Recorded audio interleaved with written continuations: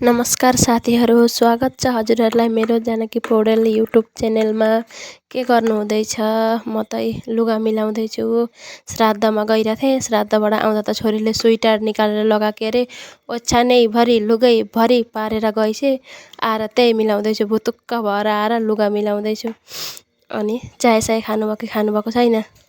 मैले त खाएकै छुइनँ। अहिले एकछिनमा खान्छु। कहीँबाट आएपछि चाहिँ के होला नि, एकदम चाय चाहिँ पिउनै पर्ने घरको एकपल्ट।